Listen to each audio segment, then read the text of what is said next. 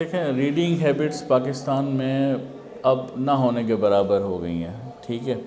اور اگر آپ دیکھیں کہ کراچی میں اگر ایکسپو سینٹر میں ایک کتاب میلہ لگتا ہے تو آپ دیکھیں گے کہ تھوڑے سے کچھ لوگ آتے ہیں جن کو شوق ہوتا ہے یا وہ کسی انسٹیٹیوشن سے آتے ہیں، مگر وہ ریڈرز نہیں ہوتے ہیں، ٹھیک ہے۔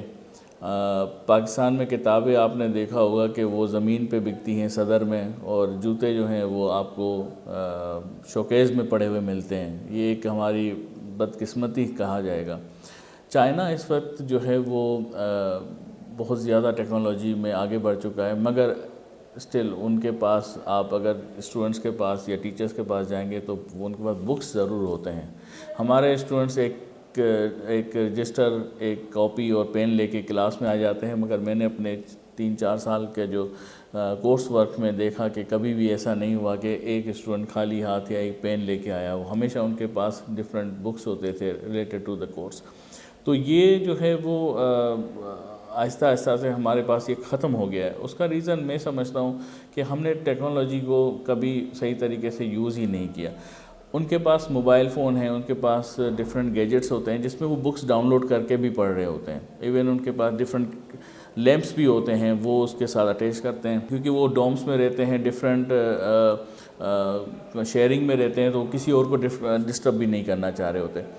ہمارے پاس کیا ہوا کہ جب وی سی آر کا زمانہ تھا، وی سی پی کا زمانہ تھا، تو وہ اس لیے آیا گیا تھا تاکہ ریکارڈڈ لیکچر سنے جائے۔ اور ہم نے کیا کیا، فلمیں دیکھی، دل تو پاگل ہے اور دل سے سب تمام فلمیں۔ ہم نے ٹیکنالوجی کا صحیح استعمال ہی نہیں کیا۔ ٹک ٹاک آپ کو معلوم ہے کہ ٹک ٹاک چائنا کی انوینشن ہے، مگر چائنا میں بین ہے، اور وہ ہمارے لیے وہ کتنا اہم ہے۔ ہمارے اسٹوڈنٹس جو ہے وہ ٹک ٹاک بنا رہے ہیں اور یہ تمام چیزوں کو اس پہ ٹائم ضائع کر رہے ہیں۔ تو یہ بہت امپورٹنٹ ہے کہ ہمیں گائیڈ لائن دی جائے، ہمارے ٹیچرز یا ہمارے مینٹورز یا ہمارے پیرنٹس، گھر سے شروع کیا جائے یہ بات۔ دوسری بات کہ اگر یہ ذمہ داری ہماری نسل پہ بھی آتی ہے، ہماری جنریشن پہ۔ اس کا ریزن یہ کہ اگر میں گھر پہ جاؤں اور گھر پہ رات کو میں موبائل دیکھ رہا ہوں گا تو میرا 4 سال کا بیٹا بھی وہی کرے گا۔ ہاں، اگر میں کوئی کتاب پڑھوں گا تو وہ دیکھے گا کہ میرا والد جو ہے وہ کتاب پڑھ رہا ہے، میری والدہ کتاب پڑھ رہی ہے، تو شاید یہی ایک طریقہ ہے ٹائم اسپینڈ کرنے کا۔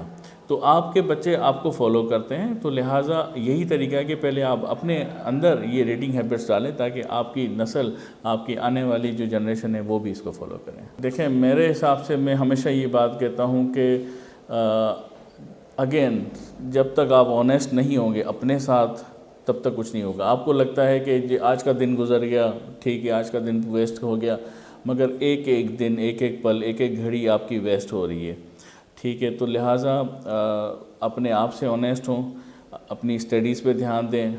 دوسرا یہ کہ کبھی بھی مایوس نہ ہوں۔ زندگی میں بہت زیادہ ایسے موڑ آتے ہیں جب آپ کہتے ہیں کہ یار ایک اٹیمپٹ دے دیا، دوسرا اٹیمپٹ دے دیا، تیسرا اٹیمپٹ دے دیا۔ Each failure is a learning phase, ٹھیک ہے نا۔ میں آپ کو ایک مثال دوں کہ ایک ریسرچ ہوئی تھی جس میں اسٹوڈنٹس کو کہا گیا، 2 گروپ تھے اسٹوڈنٹس کے، ایک کو کہا گیا کہ ایک بہت خوبصورت مٹکا بناؤ، وہ سیریمکس کی کلاس تھی، ان کو سکھایا جاتا تھا۔ 10 اسٹوڈنٹ کو بولا گیا کہ تمہارے پاس 30 دن ہیں اور ایک مٹکا بناؤ، اور بہت خوبصورت مٹکا بناؤ۔ اور دوسرے گروپ کے جو اسٹوڈنٹس ہیں ان کو کہا گیا کہ آپ کے پاس 30 دن ہیں اور آپ ان لمیٹڈ مٹکے بنا سکتے ہیں۔ تو جب 30 دن کے بعد دونوں کا کمپٹیشن ہوا، ایک مٹکا اور باقی جو اسٹوڈنٹس نے ان لمیٹڈ مٹکے بنانے کا ٹاسک دیا گیا تھا، تو انہوں نے 30 مٹکے بنائے، ڈیلی کا ایک مٹکا۔ تو ٹیچر نے کہا کہ جو آپ کا پہلا مٹکا تھا وہاں سے لے کے آخری مٹکے تک سیکوینس میں رکھیں۔ تو انہوں نے سیکوینس میں رکھا کہ پہلے دن یہ بنایا، دوسرے دن یہ بنایا۔ تو ہوا یہ کہ جو پہلا مٹکا تھا وہ ٹیڑھا میڑھا تھا، مگر جو آخری مٹکا بنایا تھا وہ اتنا خوبصورت تھا کہ جو ایک مٹکا انہوں نے دوسرے گروپ نے بنایا اس سے کہیں زیادہ خوبصورت تھا۔ تو جو پریکٹس ہے، جو ریہرسل ہے، جو آپ کی کنسسٹنسی ہے، وہ آپ کو پرفیکٹ کرتی ہے۔ تو آپ لگے رہیں، اللہ پہ توکل کریں، اور انشاءاللہ تعالیٰ کامیابی ضرور آپ کے قدم چومے گی۔ دیکھیں آپ نے ایک درخت دیکھا ہوگا، بانس کا درخت، بیمبو ٹری جس کو بولتے ہیں۔ تو جب کسان اس کا بیج لگاتا ہے اور اس کو اگنے دیتا ہے، تو پہلے کے سمجھیں کہ کافی سالوں تک وہ صرف اس کو پانی ڈالتا رہتا ہے اور وہ اس میں کوئی گروتھ نہیں ہو رہی ہوتی، اور ایک ٹائم آتا ہے جب وہ ودن 6 ویکس جو ہے وہ کئی فٹ زیادہ لمبا ہو جاتا ہے۔